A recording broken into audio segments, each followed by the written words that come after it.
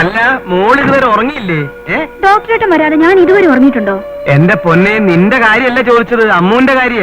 അതെങ്ങനെ പുന്നാര അങ്കിൾ വരാതെ പൊന്നുമോൾ ഉറങ്ങണേ? അത് ശരിയാണല്ലോ. ഇത് നിന്റെ അച്ഛൻ നന്നയച്ചതാ. എന്റെ അച്ഛനോ? നോക്കട്ടെ. നിന്റെ അച്ഛനല്ല പൊന്നെ, ഈ കുട്ടിയുടെ അച്ഛനാ. ഇതിൽ ഉടുപ്പോ കളിപ്പാട്ടോ മറ്റോ ആണ്. ഇവളുടെ അച്ഛനെന്താ മറിഞ്ഞിരുന്ന് സ്നേഹം കാണിക്കാൻ ഒളിവിലാണോ? വന്ന് വിളിച്ചുകൊണ്ട് പോകാൻ പറയവളെ.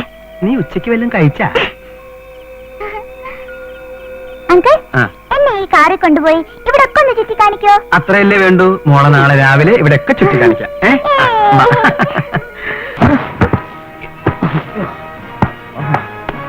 അത് ശരി, പിന്നെ കയറി വരുന്നു. ഇറങ്ങി പോടോ. കാര്യമൊക്കെ ശരി, ദേഹത്തോട്ടുള്ള കാര്യമൊന്നും വേണ്ട. ഓ, നേരായി ക്ഷമിക്കുന്നു. തനിക്ക് തരാൻ സാധനം ഒന്നില്ലടോ. വെറുതെ നല്ല കാശ് വന്നിട്ടല്ലേ. അടി ഇറങ്ങി പോടോ. ഷൈൻ ചെയ്യല്ലേ തന്നെ. കണ്ടോളാം കണ്ടോളാം.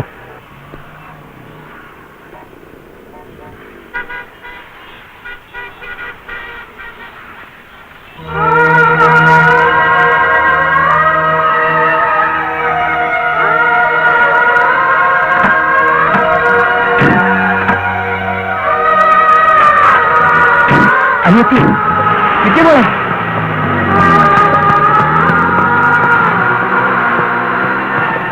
നിൽക്ക്. ആ കാറിന് പുറകെ വിടും.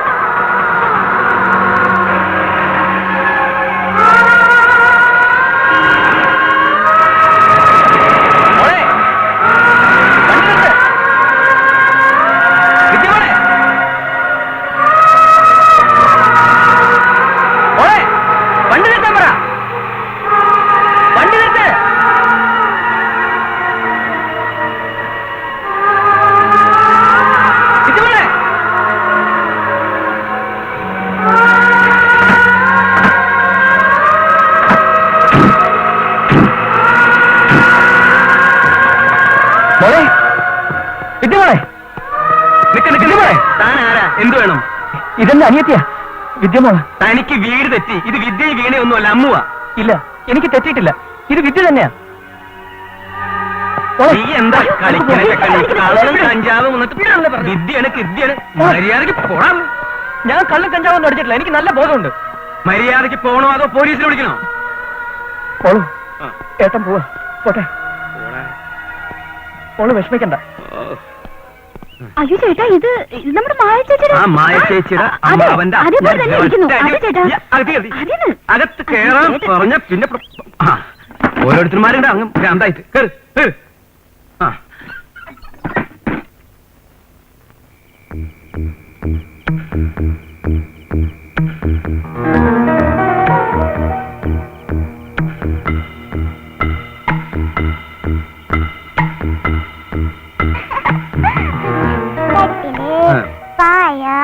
കിടക്ക, തലേണ, ഉണ്ണി,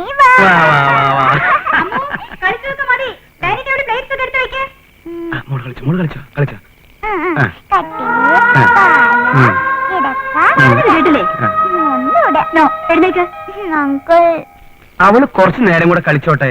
നിനക്ക് വിശപ്പുണ്ടെങ്കിൽ നീ ഭക്ഷണം കഴിച്ച് കിടന്നുറങ്ങിക്കോ. നീ ഉച്ചയ്ക്കൊന്നും കഴിച്ചില്ലേ? ഇവള് വന്നേ പിന്നെ എന്നെ കൊഞ്ചിക്കയോ ഒരു നല്ല വാക്ക് പറയുകയോ ഒന്നും ഉണ്ടായിട്ടില്ല. എല്ലാം എനിക്ക് മനസ്സിലാവുന്നുണ്ട്. മോളകത്ത് എന്ന് ഭക്ഷണം കഴിച്ച് കിടന്നുറങ്ങ്. അങ്കിൾ ഈ ആന്റി ഒന്ന് കൊഞ്ചിക്കട്ടെ. വേണ്ട മോൾ, മോൾ ചെയ്തു. ഇനി മോള് വന്നേ. എഞ്ചിരടാ പൊന്നെ. അയ്യടാ തള്ള കൊഞ്ചാൻ വന്നിരിക്കുക. ഉയിലിക്ക് വെക്കേണ്ട സമയായി. എന്നിട്ട് വന്നെങ്ങനെ കത്തെഴുതും. പിന്നെ നിന്നെ കൊഞ്ചിക്കാനുള്ള കരാറിലാണല്ലോ ഞാൻ കെട്ടിയത്. അച്ഛന് കത്തെഴുതും. നല്ല അച്ഛൻ.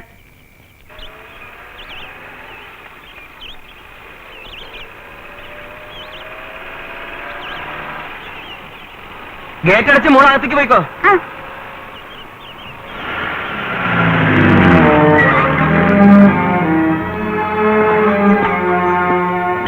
മോളെ,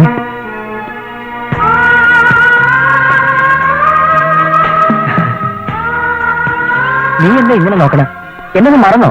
മോളെ, ഞാൻ നിന്റെ ഏട്ടനാ, എന്റെ വിനുവേട്ടൻ. വിനുവേട്ടനോ?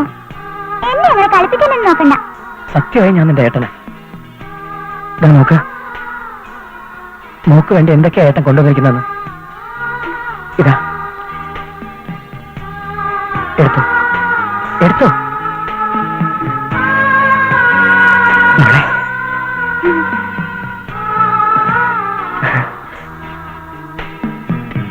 പുറത്തേക്ക് വന്ന ഏട്ടൻ ഒത്തിരി സ്വീറ്റ്സ് ഇതുപോലെ വാങ്ങിത്തരാം. അയ്യോ ആന്റി, ഞാൻ പിന്നെ വരാം. അമ്മു എന്താ അവിടെ? ഒന്നുമില്ല.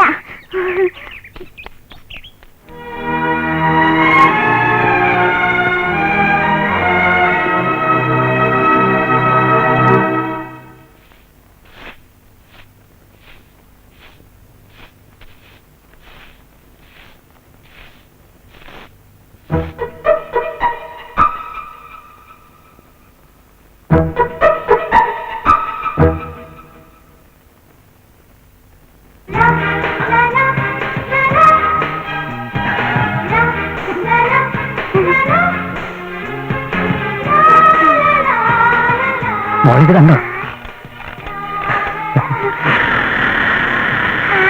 ഇഷ്ടായോ? നല്ല ഇഷ്ടായി. എല്ലാതാ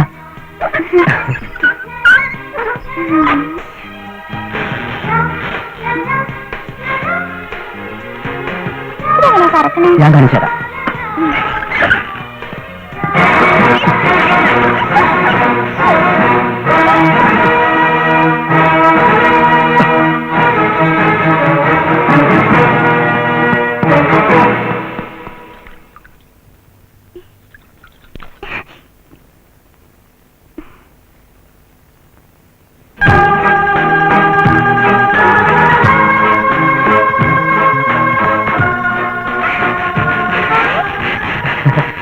വിദ്യമോളെ, നിനക്ക് വേണ്ടി നിന്റെ വിനുവേട്ടൻ എന്തൊക്കെയാ ഒരുക്കിയിരിക്കുന്നത് നോക്കിക്കേ.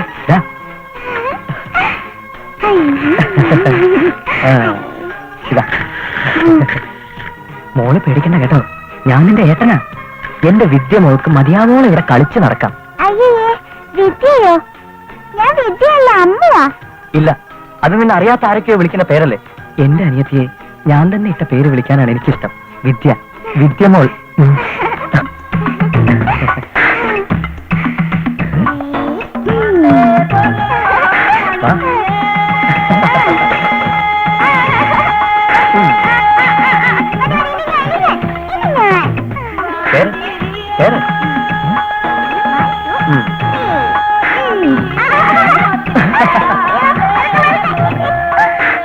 അങ്ങനെ നിക്കട്ടെ നിക്കട്ടെ നിക്കട്ടെ.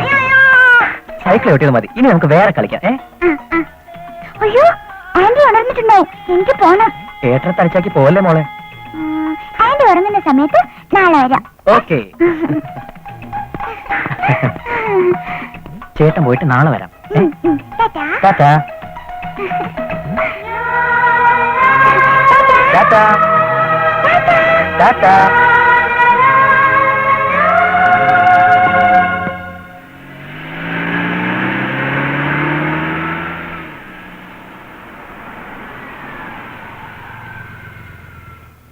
ആ വാ വാ. ഹലോ. ഇരിക്കെ. ഞാൻ കണ്ടപ്പോ വീശിയിട്ടുണ്ട്. തനിക്കും ആകാലോ ഒരു സ്മോള് അല്ലേ? എനിക്കിത് ശീലമില്ല, താല്പര്യമില്ല എന്നൊക്കെ പറയും. Just for A company. അല്പം വീഞ്ഞ് ബോധത്തെ തെളിയിക്കുന്നു ബൈബിളിൽ പോലും പറഞ്ഞിട്ടുണ്ടോ. So please. Cheers.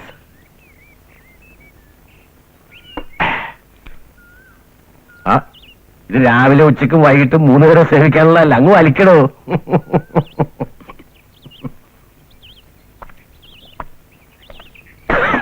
Very good. ഞാനിപ്പോ വരാം.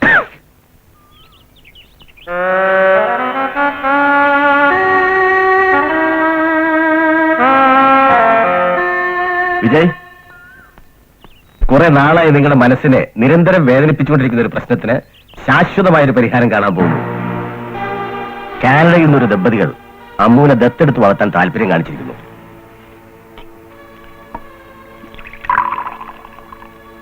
അമ്മുവിന്റെ ജനനവുമായി ബന്ധപ്പെട്ട കാര്യങ്ങളൊന്നും ഞാൻ അവരോട് പറഞ്ഞിട്ടില്ല. അമ്മൂന് സന്തോഷവും സുരക്ഷിതത്വവും ഉള്ള ഒരു അവസ്ഥ കിട്ടുമെന്ന് ഉറപ്പാണല്ലോ. തീർച്ചയായും ഈ ദുരന്തങ്ങളിൽ നിന്നുള്ളൊരു മോചനമായിരിക്കും കുട്ടിക്കിത്.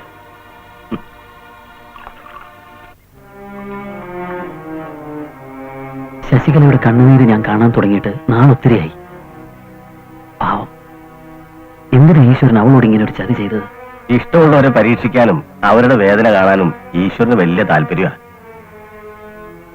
ശരിയാ രാജേന്ദ്ര, താനീ ചെയ്തു തരുന്ന ഉപകാരങ്ങൾക്കൊക്കെ ഞാൻ എന്ത് തന്നാ കടം വീട്ടുക? താൻ എന്താ ഈ പറയുന്നേ? എന്റെ അച്ഛനും തന്റെ അച്ഛനും തമ്മിലുണ്ടായിരുന്ന ഗാഠമായൊരു ബന്ധത്തിന്റെ അടിസ്ഥാനത്തിലാണ് ഞാനിതൊക്കെ ചെയ്യുന്നത്.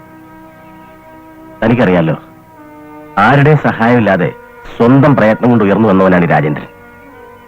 എന്റെ ബുദ്ധിമുട്ടുകൾ ഞാൻ ആരോടും പറയാറില്ല. ഞാൻ ആദ്യമായി വിജയകുമാരോട് സഹായം ആവശ്യപ്പെടുകയാണ്. എനിക്കൊരു 50,000 രൂപ കിട്ടിയാൽ കൊള്ളായിരുന്നു. കേസും മറ്റുമൊക്കെ ആയിട്ട് ഞാൻ ചെയ്ത സേവനത്തിന്റെ പ്രതിഫലമായിട്ടാണ് ഞാൻ ചോദിക്കുന്നതെന്ന് കരുതരുത്. ഏയ്, അങ്ങനെയൊന്നുമില്ല. ആ, അതുകൊട്ടെ, കുട്ടിയെ കൊടുക്കാൻ സമ്മതമാണെന്ന് കാനഡക്കാരെ അറിയിക്കാലോ. അവളുടെ നന്മയ്ക്ക് വേണ്ടിയല്ലേ? നിൽക്കോട്ടെ അല്ലേ? ഞങ്ങളുടെ സ്വപ്നങ്ങളുടെ മുഴുവൻ നിറവേറലായിരുന്നു അമ്മുവിന്റെ ജനനം.